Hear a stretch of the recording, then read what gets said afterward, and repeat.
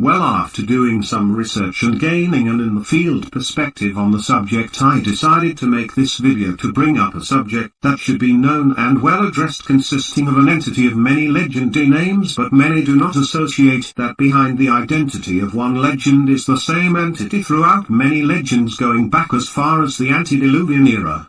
Yes, once again I bring up the subject of the Sea Hag, Gullveig, the Morrigan, the Bell Witch, Cthulhu, the demon behind the true stories of the Exorcist movies, and is that which is buried beneath the Vatican, or at least was, but according to recent pictures the front door of this thing's prison seems to be missing. Where is the function that is supposed to be over the aqueduct entrance into the labyrinth, the door that sealed the spectre demon to the first person ever possessed by it? The grandson of Cain, Lamech's mother? That spell upon that fountain maintained the woman with eternal youth, only meant for her to keep the evil within her bound to her so that it could not pass into another body. I know it is not the fountain of youth, that is a completely different purpose. That is probably what brought her here in the first place. To think I was a fool enough to believe that thing could ever develop emotions of love. Okay, I shall first explain the background a little to help you viewers understand what it is I speak of. This entity was the original taint of sin within creation. It was in form a shadow-like mist that God saw passing between Lucifer and Eve in the Garden of Eden. This same mist was the spark behind many of the reasons that began the rebellion in heaven and the flood of Noah's tale to come about as well. I have spoken about this before, but there is more to this entity's tale than has been revealed. After it was set loose for a time after the 1,000-year period, it travelled to many places, one of those being the early days of Irish and Celtic lore. This entity seems to prefer to reveal itself as an old crone, most likely an image it adapted, and is referring to Lamech's mother, who was its first victim. She brutally murdered her husband Earl, whose son was the grandson of Cain and a child of the Nephilim, for Earl was one of the 7 fallen angels. Some of us believe that this entity was born forth from the fury of God's decree of the Nephilim's children being declared abominations. Some believe it may have been born forth from the curse of Cain, as he was sentenced to wander the earth without knowing no place as home, nor was he to bear any children, for his seed would be cursed to rise up against him and everything he builds. By the way, the end of this story is said that one day Cain set screw God and his ranting and decided to stop wandering and built a home. Took a woman as his wife, who bore him one son Enoch, who had a son Irad, who in turn had Melchizedek, who then had Methuselah, who then had Lamech, who, by the Bible's account, claimed to his wives that he had slain a man that wounded him and another man that had attacked him, and was sentenced to be cursed for 77 generations. This was the biblical record of this event. However, the statue that was beneath the Vatican, along with numerous accounts of this entity's behavior, leans more towards the truth of it being Lamech's mother as the one who had killed a man, Lamech's father Methuselah, who then became Earl upon his death when an angel was said to have come described to be Metatron, who was once Enoch, and that Methuselah was to become Earl just as Enoch had risen to become Metatron. Another account states that Methuselah was simply taken into heaven just as Enoch had been taken.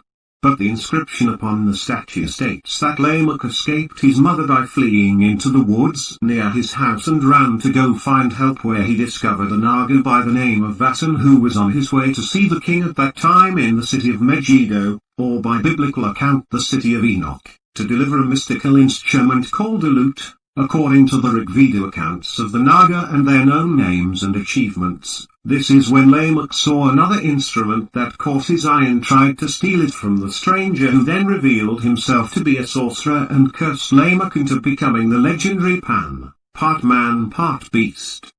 The Naga turned out to be well known to the city of Enoch, Megiddo, as he was a member of the Council of Sages, also called Utu. Actually it's Uata, but somehow was changed in mistranslation to Utu, and was returning from a journey to his homeland near the borders of India. He learned of the boy's story and went to his house to see for himself the situation the boy spoke of, and found his mother to be concealing another within her. He brought her before the council, who examined her, but she was afflicted with something they had never seen. Their magic dealt with elemental forces, not forces such as this shadow that dwelled inside her. They came to the conclusion that as long as it was within this woman it seemed bound to her, so they cast her into a mystical prison, a labyrinth-like maze, and sealed the door with a spell that flowed eternal waters of life as to trap this entity with her in the labyrinth. This did not work, for the woman had to drink of the water to regain her eternal life occasionally, in which the entity would torture and kill her in many ways to be free of her and wander the earth again. After learning this at a very high cost that destroyed the antediluvian era, as it was another key factor in that era of civilization's downfall. So when the council and the descended members would find that the shadow of the evil within had escaped and was wreaking havoc upon the world again, they would gather at the fountain and enter the tomb to resurrect the woman with the cup of life, pulling the evil entity back into her and sealing the tomb once again. This went on for ages, and the right was passed down to the builders of St. Peter's Cathedral, for they built the cathedral on top of the aqueduct that was an entrance to the fountain, and is why occult practices are sometimes rumored to occur on the Vatican, upholding an ancient right given to them by ancient scribes who were passed down this duty by the sages who were actually tasked by the highest archangels of heaven after the turmoil it caused in the rebellion of heaven and the 3 wars that followed afterward. That, however, was only the beginning of this entity's legacy. In its moments of escape it travelled to many distant lands, inhabiting usually women, where they would take on a dual identity. One would be like a darker possessed version of their former self, and the other usually appeared as an old crone-like woman. When the old crone, which is the form that is no longer the one it inhabits but the full presence of the entity itself, appears, it is usually met with a flock or murder of crows. This entity's personality is that of trickery, malicious behavior patterns, and the urge to be as evil as possible to any who are near enough to see. The Morrigan was the last known vessel which this entity was recorded to have possessed. Viking lore speak of Gullveig, and Celtic lore tells of the 2 other Danann. As legends tell it, Odin and the other Eza fought against the witch crone Gullveig, who was the reason the Eza and the Vanir went to war. After a time the Vanir and the Eza realized that the witch Gullveig was the cause behind their conflict, and struck her down 3 times, impaling her each time, and each time she would return from the dead as if unaffected, thrice dead and thrice reborn by Viking lore. Each time she would die she would be reborn again. 3 forms she occupied. This legend is the spotted tail of the Vikings trying to stop this entity, but it kept returning. Each time Gullveig would return in another form. These 3 incarnated were known as the Witches 3, and each one together was the spirit of the earth Gaia incarnate. They became known as the Witch of the White Rose, the Witch of the Black Flame, and the Witch of the Grey Oak. The Morrigan was the last of Gullveig's incarnations, and from there the tale transitions into Celtic lore, and the Vanir appear as the 2 other Danann, who were led by 3 powerful witches.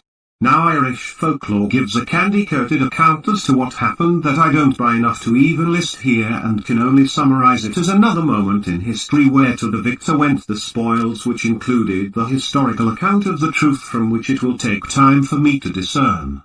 The tale of the Morrigan, however, ends with her travelling through the forest one night and happening across a Viking warrior whom she falls in love with. She is known as the goddess of war and death, and any who see her before battle is said to not have lived beyond the setting of the sun. She had the power of foresight as well. She hides her true identity of the old crone from her love until one day she has a vision of his death. She decides to try for once to stop her vision from coming true, and as she is explaining this to him, he receives word that they are being invaded. He rushes off to battle, and the Morrigan takes flight in her flock of crows. She spots him battling near a cliffside just as he did in her vision, and swoops down, distracting her lover's assailant, and falls to his death. Thinking she had succeeded, she was not paying attention, and her true form was seen by her lover. Shocked, he stumbled backward and fell over the cliffside just as he did in the vision. She had prevented nothing and became the cause instead.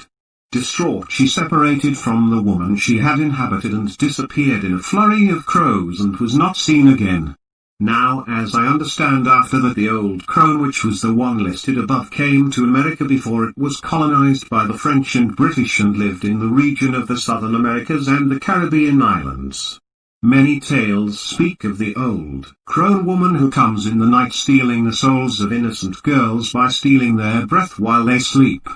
Then when they reach the age of 11 to 13 years old and puberty starts, the spectre of the old crone disappears, as well as the child's mild illnesses that will consistently accompany her just prior to this, causing symptoms of sleep deprivation, pale complexion and lethargy.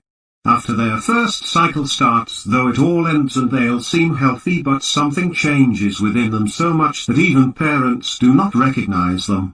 They take up obsessions in the occult and have promiscuous urges along with the desire to quickly become married. The marriages, however, do not last more than 6 months, and the husbands always die of the same causes: food poisoning from an undetectable chemical given to them during meals. They experience a slow decay of health and loss of hair just before their deaths. This trend became widespread among the Caribbean islands before the British colonized America, and even more so afterward. The famous figure John Bell was one who experienced first-hand accounts of a haunting by this old crone witch, and was even recorded to have been witnessed by General Robert E. Lee when he was passing through and stayed the night at John Bell's house, as they were friends. The troops refused to stay through the night because of what they witnessed, and John Bell was said to have died in his house at the hands of the witch soon afterward. These symptoms of early childhood hauntings are still present in 80% of the women I personally know, and have even heard tales of girls' families attempting to go to drastic measures with a cult to stop this entity from taking their daughters, with horrible consequences, and I have not heard a successful story yet.